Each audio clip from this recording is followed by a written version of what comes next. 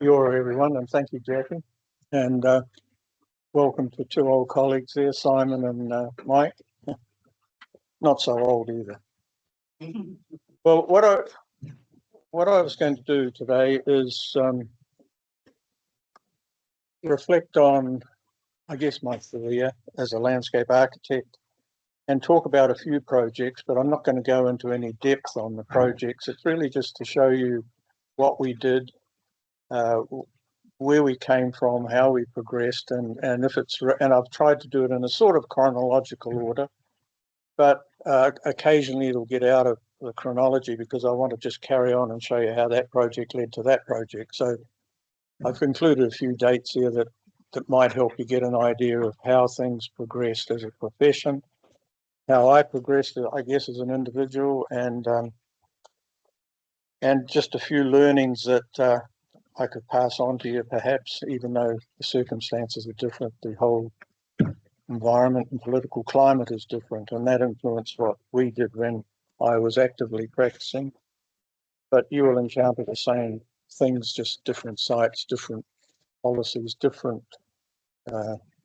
acts that you'll be working under. And so I'll just go through it fairly quickly in places. There's quite a few slides, but I will leave 15 minutes time for questions. As Jackie said, if I go back just a wee bit first, I started my career as an apprentice gardener with the Wellington City Council, and that lasted for a couple of years because I didn't see myself going anywhere, and I came to Lincoln and did a diploma in horticulture. And Charlie Challenger, whom I'm sure you all know, or have heard about anyway,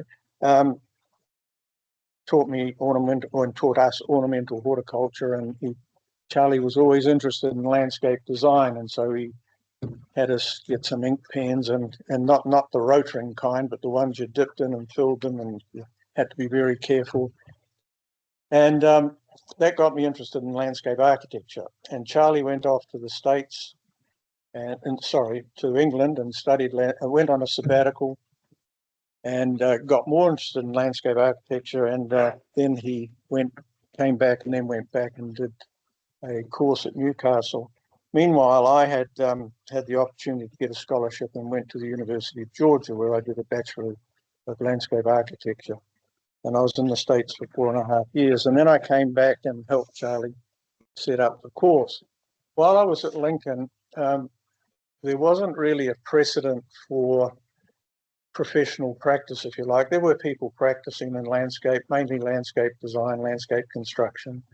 And there were one or two architects who had an urban design sort of bent and had postgraduate training in landscape architecture overseas.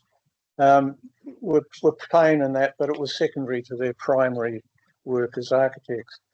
Anyway, at Lincoln, I was very keen. I hadn't practiced much, really, and I teamed up there were some of my contemporaries, because I'd been to Lincoln as a student. I'd worked at Lincoln in the grounds, and I was now back on the staff, and some of the people I went through when I did Diport were also junior lecturers. And there was a project up in the Castle Hill Basin where the developer wanted to put there's a lot of people coming. Well, oh, we go.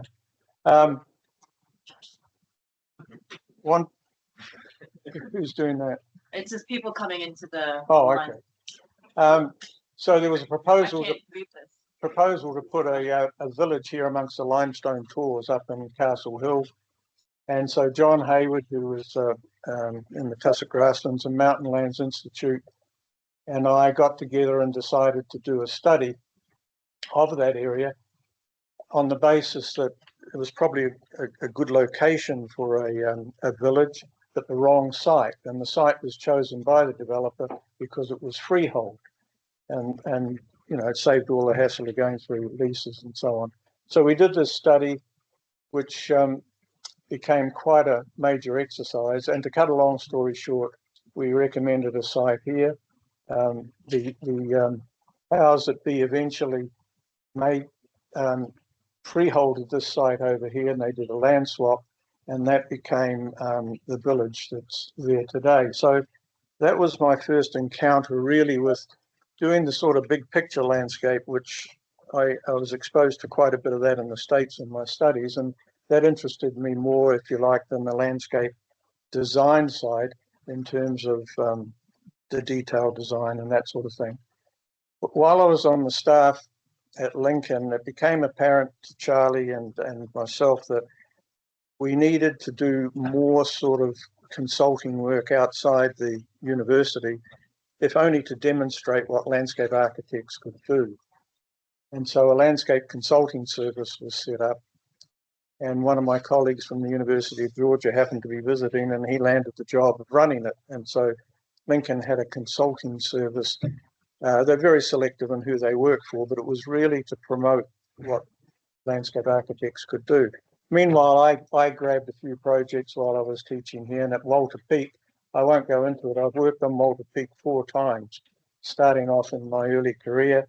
Other projects were a hotel that I got involved in a hearing. My first hearing was the Town and Country Planning Act, under the Town and Country Planning Act, for a high-rise hotel in the Queenstown Gardens. So I was really getting quite interested in the practice.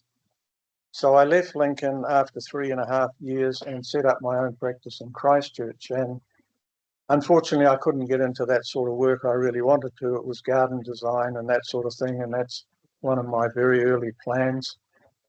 I eventually got a project for the Department of Lands and Survey, which is the equivalent of DOC now, to look at Bluff Hill Scenic Reserve sort out the car parking. There were a whole lot of antennae and things, and developed this outlook on the top of Bluff Hill, which gave you views into various locations. So that was my introduction to the larger scale landscape, if you like. And again, everything was hand drawn. And again, I still kept in contact with my colleagues at Lincoln, who were ecologists and soil scientists and farm management people and that sort of thing. And in 1973, in the early days of my practice in Christchurch, under the name of the Environmental Planning Group, I teamed up with a firm of architects just for this project. And we looked at a project in Governor's Bay, which an Englishman was going to put, Gerald O'Farrell was his name, was going to put, in effect, a mini city on the hills, the slopes up there. And of course, we were alarmed by that, as were some people, but the city council, or the Mount Herbert District Council, as it was in those days, I think, they were quite keen on it. So we did a study, which again, I called in all my mates from Lincoln, and we did this big environmental study, and I won't go into the detail of it. It was my first exposure to computer graphics, if you like. I didn't do it, one of my mates did that. And it was looking at the sun angles and areas of green were the coldest sites, the lighter colours were the best sites. Having said that, there were a lot of other issues like tunnel gully erosion and how do you manage the land that's left over and the steep slopes and everything. So we came up with a proposal that maybe you could get a development in the Allendale area here. This is Manson's Point, and get a decent village type development. Instead of accommodating several thousand people, you might get several hundred in this little enclave there. That was a very controversial project. It didn't go ahead, either his or ours, because he went bust anyway. He didn't really have the money to do it. Now, about that time, this is getting up to about 1970, 74, I had the opportunity of being contacted by a firm of architects. It was a multidisciplinary firm, Jazz Mad, who are now Jazz Max, to help them on an environmental impact report. And that was one of the things that were in vogue. There was no legislation for it, but it was something that was happening overseas. And this is, I'll get this right soon. This is Cornwall Park in Auckland, and Green Lane Road is this road here. And this was going to be upgraded to a 4-lane road. And if you've travelled on Green Lane Road, it's a bit up and down.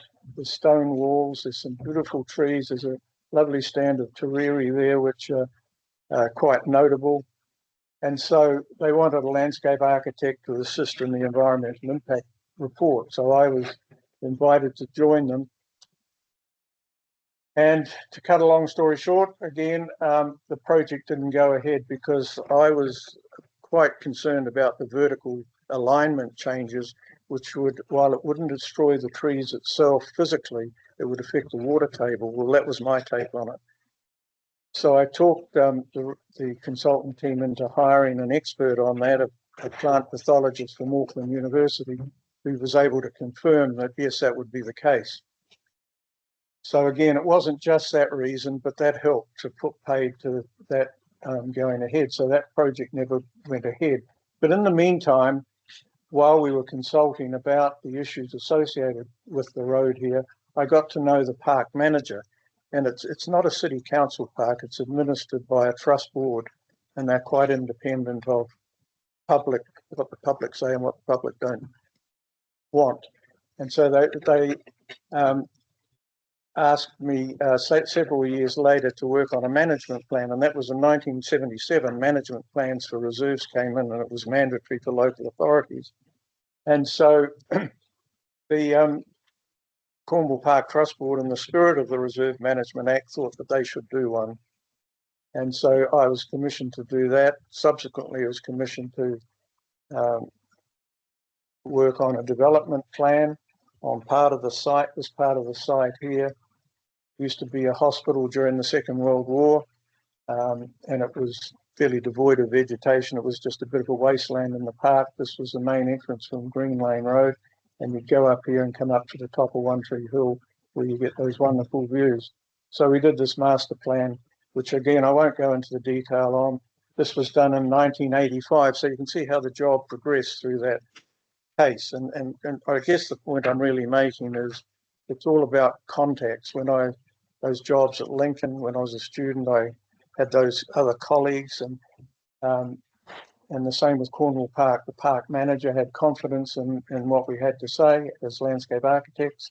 And so we got these other jobs, and Boffa Miskell, particularly the Auckland office, has carried on with work for Cornwall Park ever since then. At the same time, having had this introduction to Auckland from Jazz Mad, the architects, or multidisciplinary firm, and I worked with their planning and architecture departments mainly, they were given a commission to do one of these environmental impact reports for a thermal power station on the shores of Manukau Harbour. This is the southern side of Manukau Harbour. And as you would expect, this is all pretty open and looks over here. Forget these terms. There was no real precedent for doing these things. And we use words like unobtrusive views and what's that other word? Unobtrusive, obtrusive, and it's a terminology, excuse that, but that's the way we describe things. And so the key thing to me was, well, it's fine, where you can see it, but how do we know how big the structure is going to be? How can we simulate that? Because we didn't have simulations in those days, or like we do today. How do you simulate what the effects are going to be like? So I had a surveyor friend in Christchurch that I worked on subdivisions with. We came up with this, well, if you know the two sides of a triangle, you can calculate the angles, and he could put a theodolite up at these viewpoints, and we could measure the height of what the chimneys were, the height of what the boiler house would be from different views, and he could calculate all this stuff, and we could transpose this onto photographs, and we could simulate, where the main impacts were coming from. Today, of course, you can do that with digital terrain models, and you can do it with all sorts of other things, but we didn't have that sort of thing.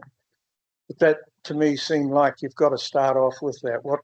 Where's it going to be seen from, and what are the effects of view? But the thing that I learned on this particular case was the architect of the building, Ministry of Works architect, and he was a nice guy. He had a view that the building should sit like this. The chimney, which was quite high, would be at the back. The boiler house would be here. The turbines would be here, and the control room would be there. And the control room was basically banks of I guess they were computers even in those days, and a lovely view out of the harbour for the people that work there. He wasn't too concerned about the people who lived behind it. So I made the suggestion, well, why don't we turn the building around and have this step thing on the land side, which was higher, because those sort of views were fine from out here. And I suggested, well, maybe we could have it look like this rather than, and step it up so that it wouldn't have such an impact. Anyway, neither of us we agreed to differ, and neither of us was proved right because it didn't go to, it wasn't built. But what came out of that was maybe it was the wrong place for a power station. So I got involved in the study with the electricity division to look at, and this was a multidisciplinary study, which looked at a whole range of sites in the region from Huntly down here somewhere up to Pukekohe. And this was at sub-regional scale, and we took it down to different scales. And again, don't pay too much notice of those. They were the terminologies that I used in those days. But the thing is, we came down to two sites, fairly close to, there was Rangariri just to the south, and there was this Clune Road site just to the north. And the thing I wanted to tell you about this one was, again, and I was young and keen and was prepared to speak my mind if I felt confident about it. And in fact, I've learned, and if I could leave you with one message at this point, there's never a silly question. There's usually silly answers or stupid answers. I asked, I get used to this sort of thing. I asked the engineers when we had a site meeting to look at the siting of the power station on this site, and they had a nice outlook up here, as they like to do with their building.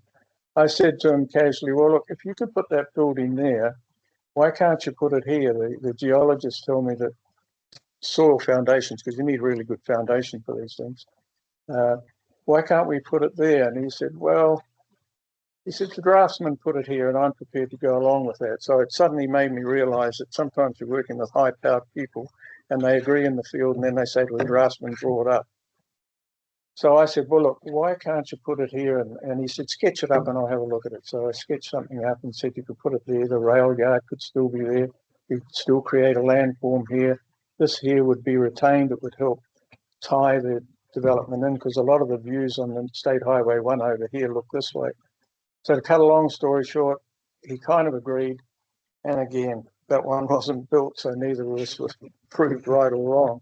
But I think the point is it's not really sticking your neck out. It's saying what you believe and having a go. Again, I never embraced the new technology, and to this day I regret that I came to just rely on other people in the practice. But this was a study. I was working in Wellington during even those jobs up in Auckland, and I'm going to have to really note it. So this was, I show you this just to look at the Wellington Regional Council, who I was retained for X dollars per year. I think it was $6,000 a year, which was a princely sum of money in those days, to help them do a study of the resources of the Wellington Regional Coast. But they wanted the output to come in this form. And of course I said I'd do it, but I wouldn't do it in squares. I would do it as I saw the landscape and rated it. And then I would put it into squares based, or rectangles, based on that work. And again, it did what they want, and I think I gave them what they needed. But again, I cringe when I look at the terms I use: strong, scenic amenity, and all that sort of thing. And just as an aside, in 1977, we had an arson attack, not on us, but on the nightclub below us, and burnt us out. And that's an experience you don't want to go through. Make sure you're well insured. We weren't as well insured as we could have been, particularly for things like reinstatement of records and that sort of thing. Subsequently, we moved into an office in Wellington, but this 2 years later, in 1980, this was our office. And I just want to remind you all of 1980, probably, other than Simon and Mike, many of you probably weren't born, but we didn't have the internet. We didn't have cell phones. If you wanted to contact anyone, it was by landline. If you wanted to contact someone overseas, it wasn't email, it was write a letter if you knew the address. And so we had to work using our own resources, and you'd read things in magazines about what the Kaplans were doing in terms of landscape assessment and terminologies for assessing effects. And it was slow coming to us, but we were quick learners, and we soon developed from, what we understood was happening overseas with a little bit more competence. So the offices were like that, drawing boards, paper everywhere, which burns pretty well. But anyway, while my interest was really in the bigger picture, and this is just a graphic which was typical of the graphics we did, and it's a graphic to me I'm quite impressed by some of the graphics out there. I've seen computer graphics, but I was pleased to see that you're not just sort of relying entirely on that, although I suspect there's a little bit of computer trickery in some of that, but a good old hand graphic where you think with a pencil or a pen and you show a concept that, to me that's quite engaging. With a few notes there, it just sort of sucks you in, and then a nice graphic. You cannot beat it. I was getting a few jobs that involved a lot of earthworks. I was getting involved in the odd mining job or landfill job, and that intrigued me because it made me feel like Capability Brown, moving things around and shaping landforms. And this was a project I was invited to assist Brickell, Moss, Rankin and Hill on. This is Poe Island, which later became known as Fraser Island. Poe Island was just a wetland area that had been used as a rubbish dump. They got it up to a height where they wanted to go higher. It was going to be sports fields originally, but they wanted to go a bit higher because the alternative rubbish dump wasn't ready. So they thought, well, maybe you could help us develop a park-site concept where we can design the rest as a park. We can be more selective with the fill that comes in. And so, again, that's what happened. Design work was featured around things like this was Manukau Court, which won an award in 1988. I think it was a George Malcolm, or it was a Charlie Challenger Award. And this was a project which I was engaged in. I was doing some work for Manukau City, and after a few projects there, they said, well, look, how would you like to look at this bit of wasteland, as they referred to it, between all these buildings, and develop a park. So we tried to develop, because Manukau is fairly Polynesian, very Pacifica, we tried to develop a concept which again reflected those elements.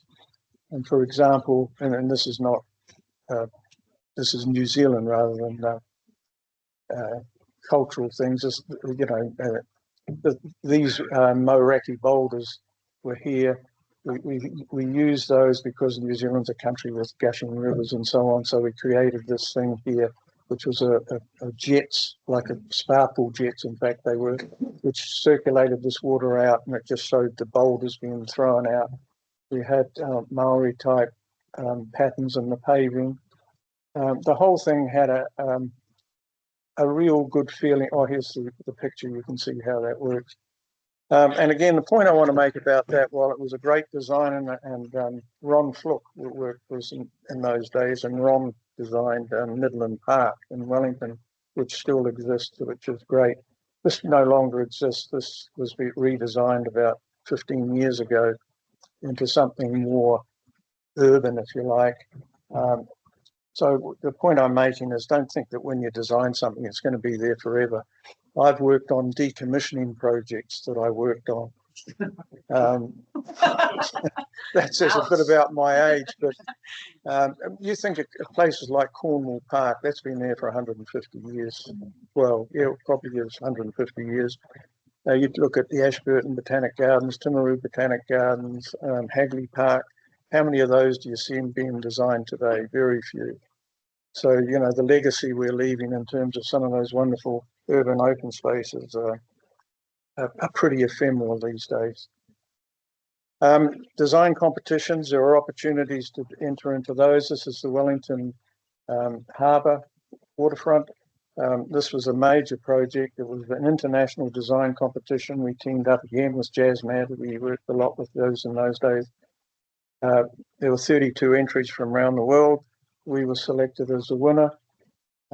We were then commissioned to develop what's now known as Frank Kitts Park. And again, just to say a few things about this, we had a brief.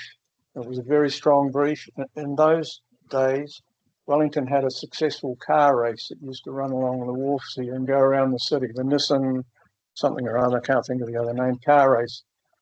And so we had to have a 8-metre wide, it had to be asphalt paving running along here. We had to have some elevation here to accommodate spectators. There was going to be a tram that would run along here, along Lambton Harbour, the whole from the railway station, come up this ramp. There was going to be a plaza built here. This was in later stages, but we had to accommodate it.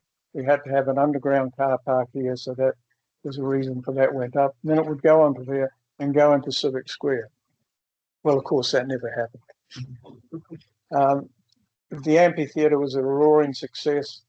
This playground for children's been a success. The whole park has been a great success.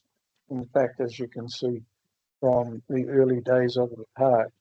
Now, the Wellington City Council is looking at we've got a weird Wellington City Council, I must say. They're looking at a community building here. They're looking at a Chinese garden in here, and they're just all over the place. Again, thankfully, none of those things have happened. They built a city to harbour bridge here, which is quite a sculptural element. That's going through the process of should it go or should it not go, earthquake risk and all that. So again, with the best will in the world, you can master plan something and suddenly circumstances change, and it can be quite devastating individually because you put so much into it.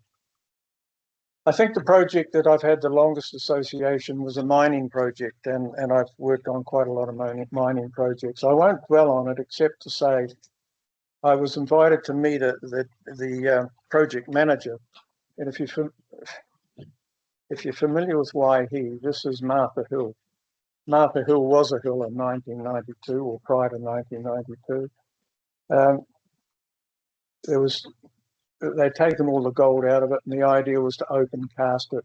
And of course, there's a lot of tailings and waste that has to be disposed of. And so where do you put it?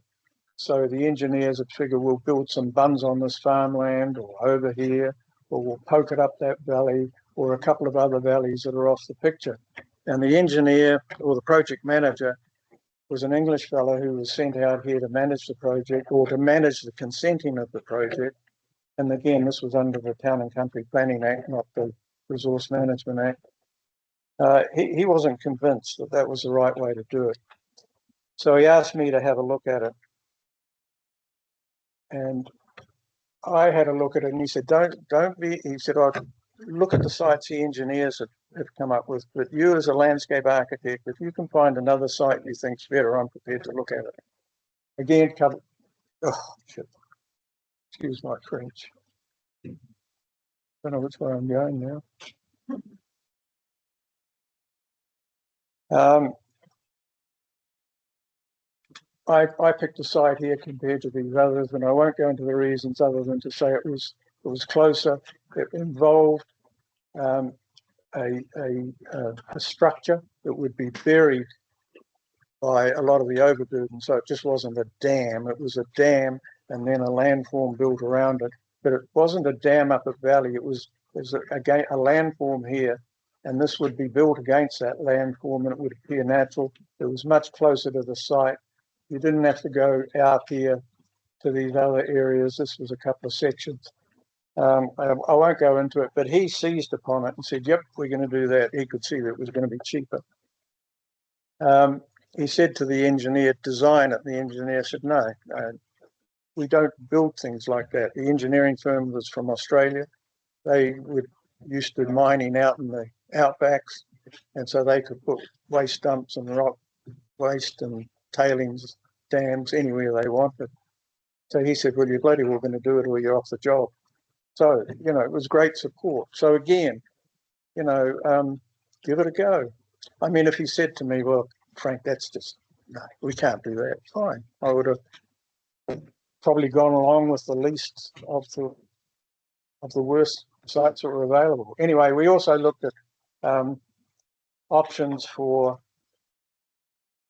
land use at the Environment Court. It was an Environment Court at the Town and Country Planning Board hearing. They weren't interested in the end use. They were more interested in the landform we were creating and saying, look, it's going to be 20 or 30 years before you get to the final land use. We can wait for that to happen. We can see there's opportunities, but they consented on the basis of the landform, among other things. The water,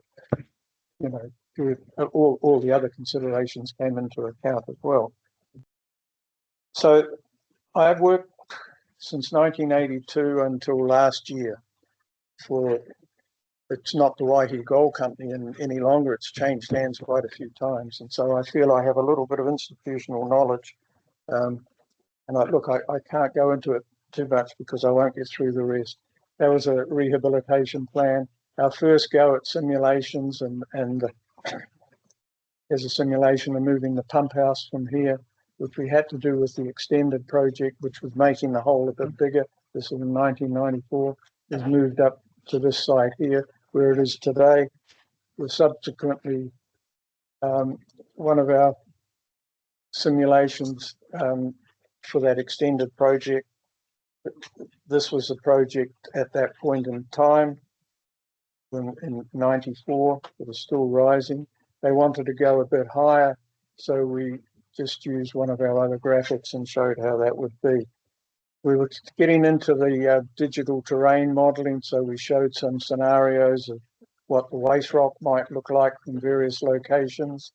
And again, by 2010, there was always seemed to be an increase in what was happening at the mine.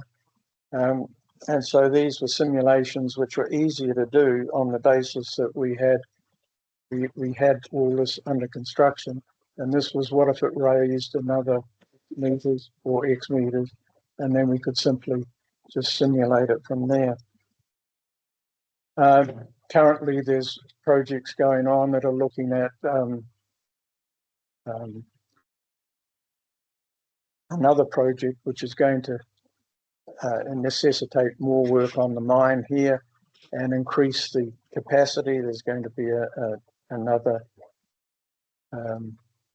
tailings disposal area there. We have another development here, but the thing is that every time that hole gets bigger, and it hasn't had water in it yet, because the ground between it and the town is getting a better fit. So this is something that I've worked on subsequently, and since I'd retired by that point, I rely on the Christchurch office through a colleague, Reese, who has his fingertips on all the latest technology and can do things I can't do. I just sketch up what I think, again, with tracing paper and felt tips on the kitchen, well, the dining room table, really, because it's an A1. And then they convert it into a format which is more meaningful. And so I basically do peer review and that sort of work. This is again, a urban simulator, which was developed by Appleyard in the US and was used at Victoria University for modeling urban situations. I used it on a couple of projects and found it quite useful. So I was always trying to find new techniques. This was Sky Tower in Auckland. I'll just rip through these or we just won't get far. Different techniques. Sky Tower was originally going to be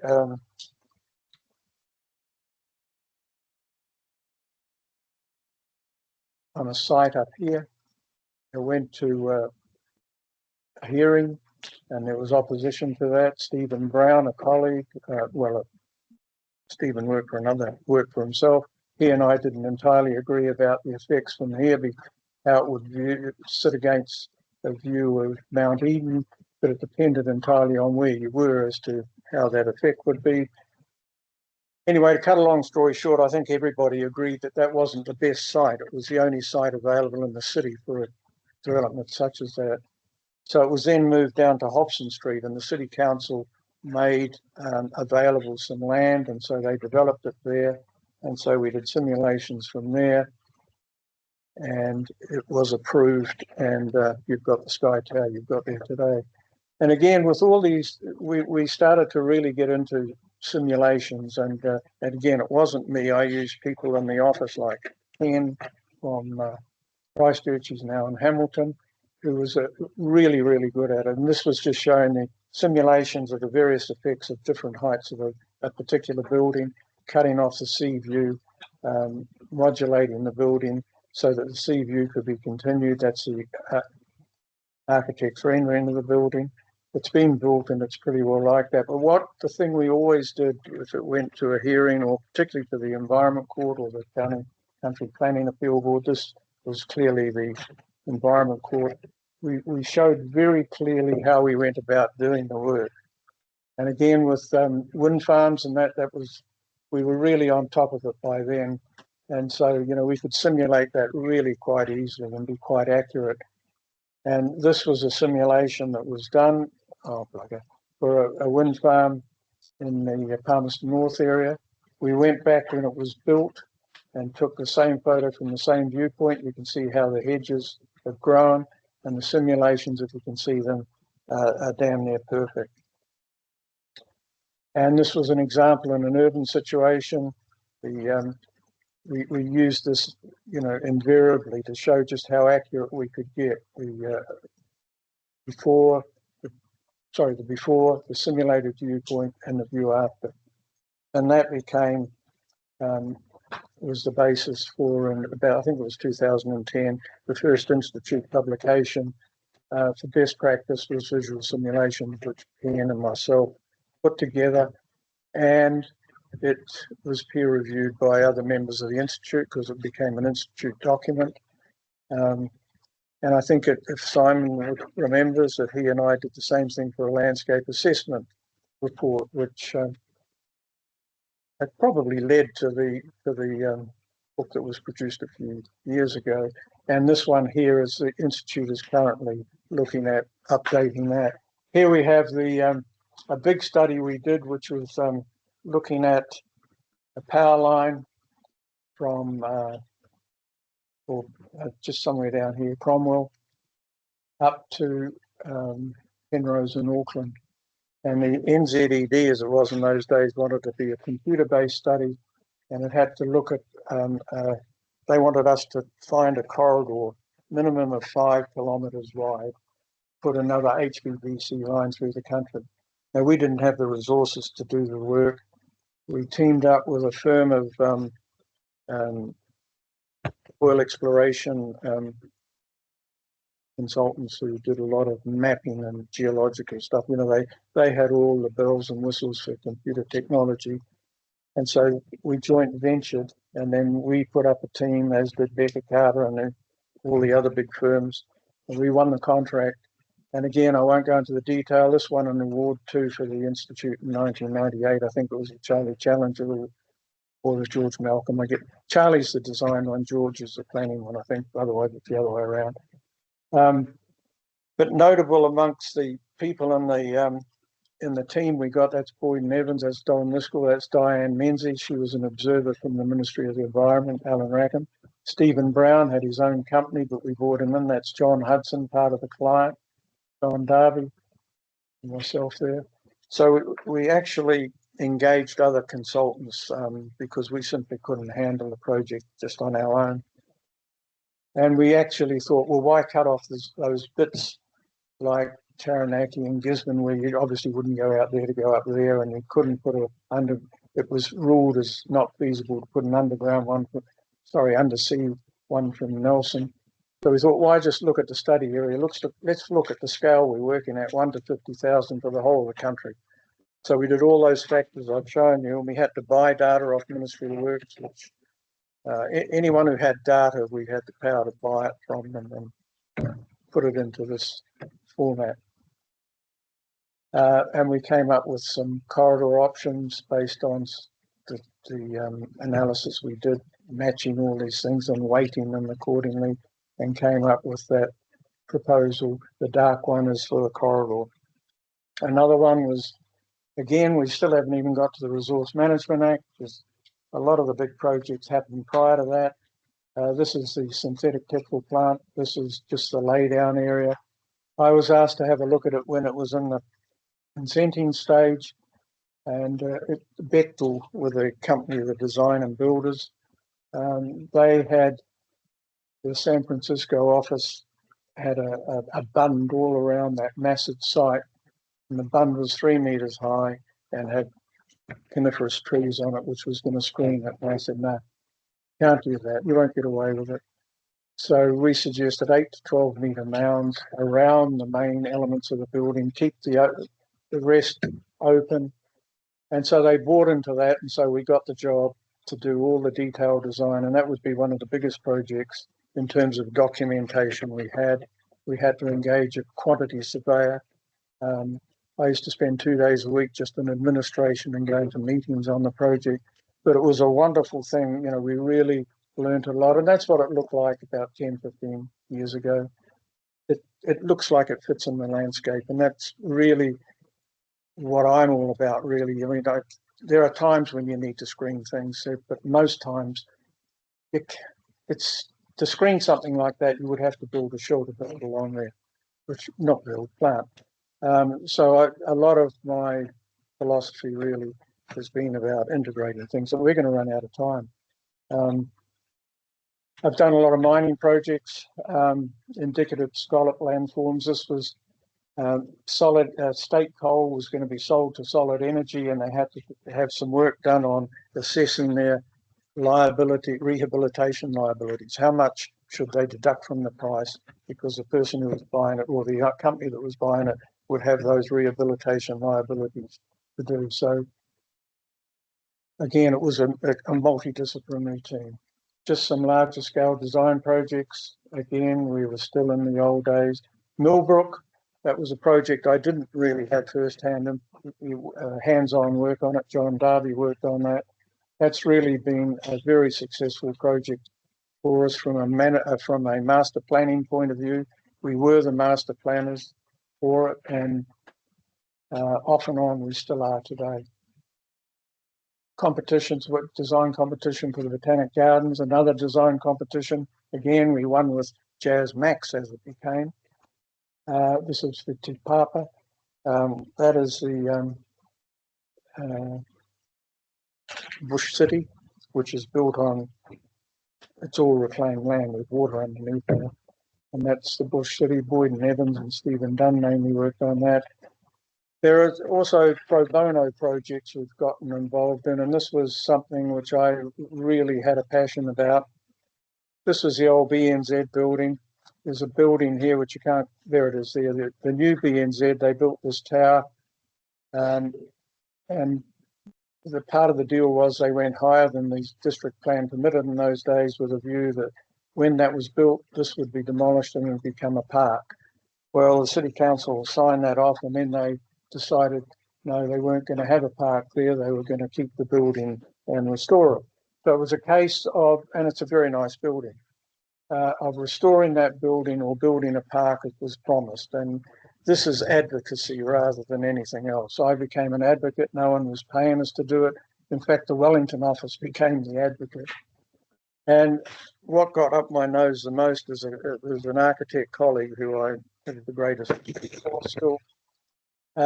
He wrote a report as to why a park would not work there and why the building was more important. And what got up my nose were things like he was saying it'd be shady and cold and all this thing. And I knew it wouldn't be. So to prove the point, and you can do sun diagrams and that, but I thought, no, I'm going to really plot this correctly. It's not going to be hypothetical. It's not hypothetical, but this was so detailed. So I sat at the top of a building, had lunch in what was the Williams building in those days, or Windows on Wellington, took a photo every half hour, raced down to the Housing Corporation, went up to the top of their building. This was Midland Park under construction, took photos on the odd half hour of the shadow pattern for that, and came to the conclusion that it was one of the sunniest sites in Wellington. It would be sunnier than Midland Park. And so I thought, we got to fight for this. And part of the BNZ is there's underground shopping. and the underground shopping could connect into this park, which you know, the park would be lowered. There was historic Plymouth's Ark, which was John Plymouth's boat, where he moored it at Wellington in the early days, was still underground there. That could be uncovered. It could all be part of a wonderful park concept. So anyway, we lost. It became a building, but I fought that for about 8 years. Overseas work, we worked on the Shah Alam Sports Complex, Pajam Lakes, that's in Malaysia. And this was a project, Nusa Jaya in Malaysia. We worked for, this was interesting, the client who bought the Ministry of Works, he was Malaysian, and he studied at Lincoln College as part of the Colombo Plan, and I've struck a few people overseas in quite powerful positions in government who would employ a Lincoln graduate any time. And so he interviewed me when he was out in New Zealand and wanted us to, I wouldn't call it a peer review because the architect who did this, an Australian firm, not that's our view, but a similar concept. I mean, we took their concept and gave it a bit more nature into it, if you like. He had the greatest respect for New Zealanders, and he just asked that we review it, and he was excellent. And now another project was in Nusa, this was in Cambodia. And again, when I did that Cornwall Park Management Plan, I consulted with they didn't have a planner, but the engineer from Mount One Tree Hill Borough. And more just to tell them what we were doing, because we wanted them to integrate what we were doing, because part of Cornwall Park is in One Tree Hill. And we had to have, you know, some liaison between them. He asked me to join his team to put in this bid. It's a New Zealand foreign aid job to work in Cambodia. I won't go into the details. It was a forest management and landscape enhancement study, which was well received. In February, or no, it was in 2005 or 6.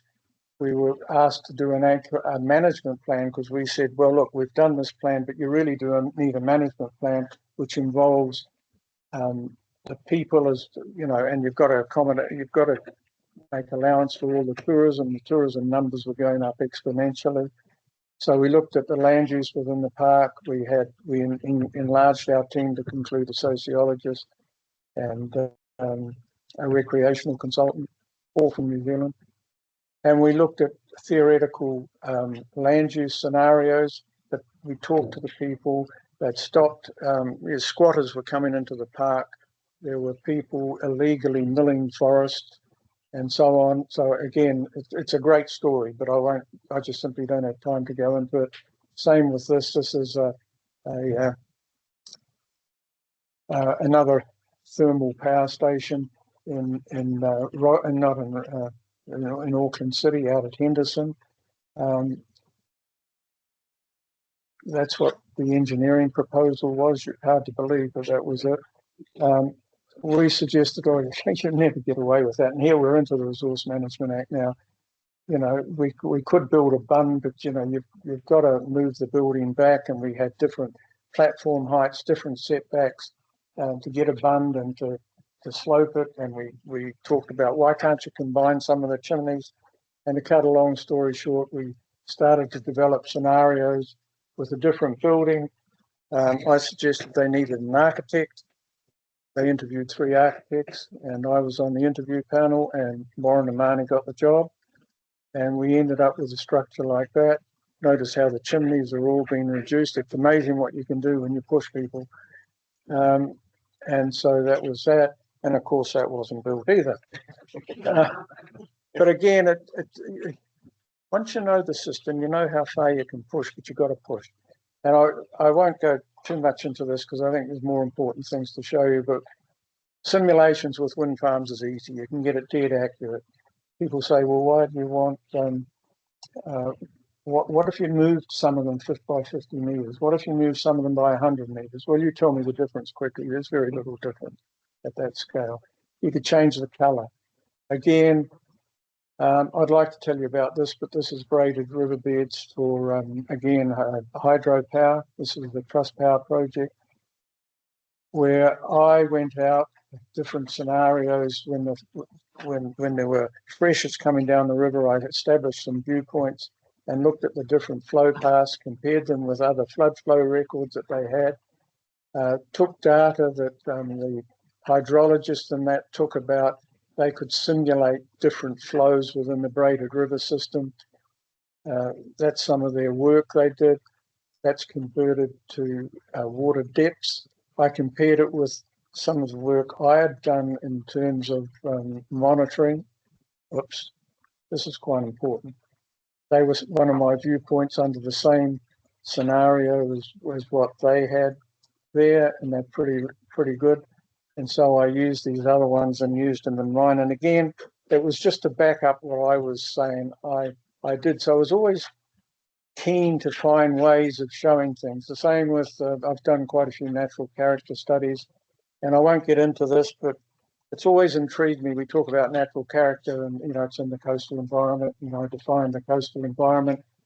But I've always felt that, there's a wet and dry area, or the intertidal area, there's the platform, there's the beach area that goes back, and then there's the backdrop, and then there's a setting that's in. And rather than rating just that piece of coastal environment against, another one, I developed this table and rated all those different things and assigned a number to them as you do, and then came up with something that I felt was more transparent. And I've tried to do that on a lot of studies. This is a Boffa Miskell one, which has evolved from that work, which looks at, when you go out and you do a natural character, you need some parameters. And so the very high, the abiotic, biotic, experiential, you ask yourself a question and it helps you with the answer. Well, is it moderate? Is it high? Rather than just doing it and you have your extremes, scenarios there, like, totally natural to totally modified, in effect. I could say more about that because I have another theory, but we won't go into it. Same with character studies, as opposed to zoning studies, which inform character. This is a study I did for Tasman District when they were looking at different densities. I did this character study to help inform how they could accommodate rural residential in a way that wasn't just the normal way of 5-acre lots, but clustering and how it would relate to the character of the area. I'm almost finished. I just want to say something about visual simulations, and this is pretty recent, as in last year. I'm doing some work on offshore farming, fish farming, and that's a view of, that's the fish farming operation, that's the site, because they can move that around within that, during the life of it. The highest elements in the fish farm, because most of it's below water in terms of the pens these days, we don't have any in New Zealand at the moment, but and the barges are just small structures, 10 metres in height, 30 metres long, shaped like a boat, quite harmless.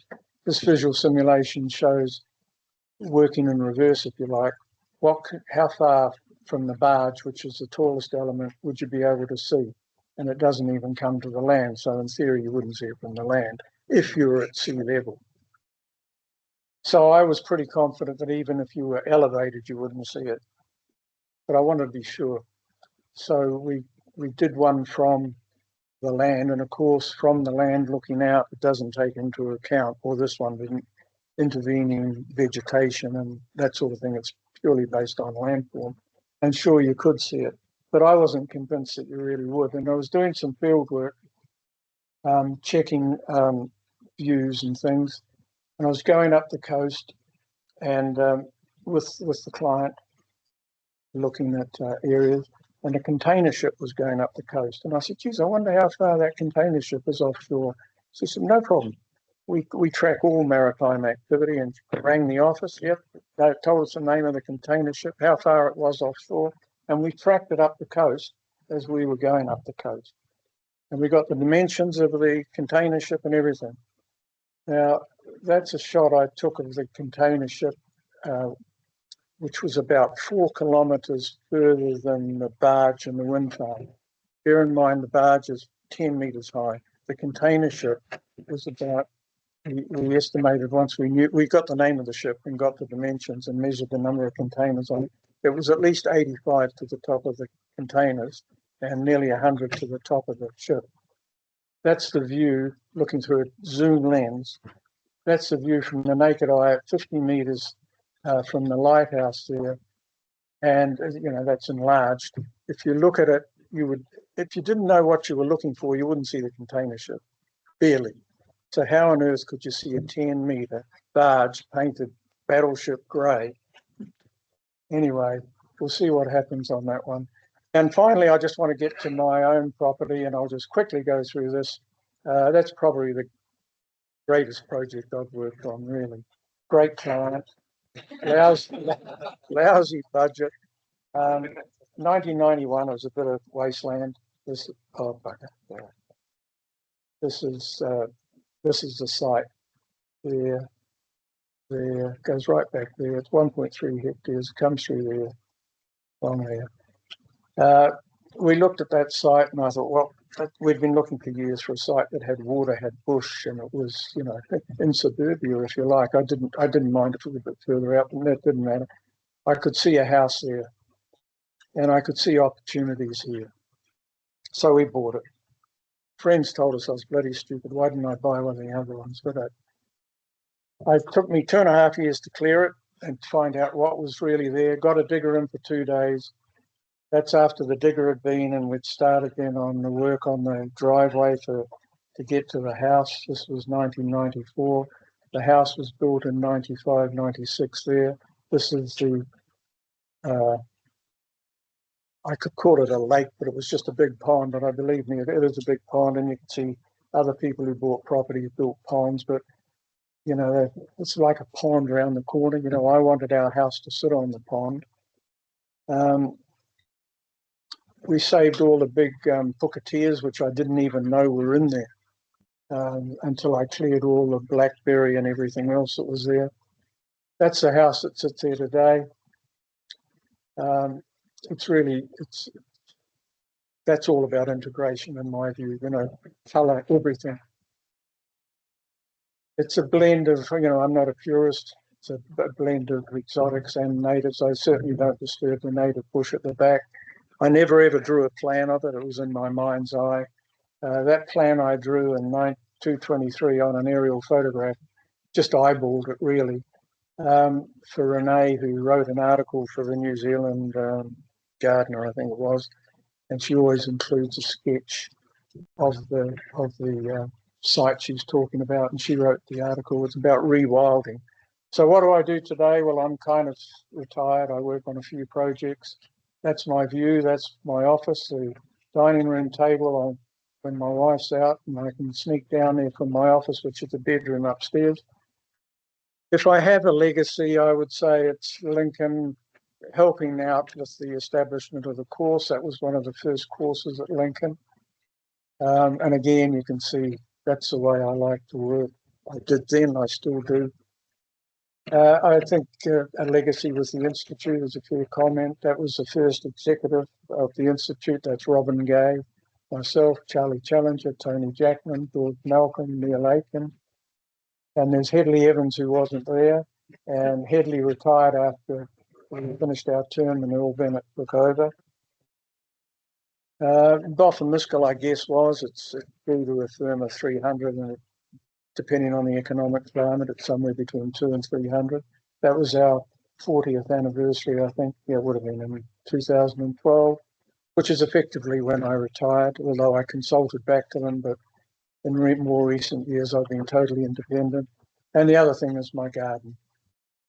So I'm sorry I went a bit long, but if it's all right, Becky, I'm happy to answer any questions.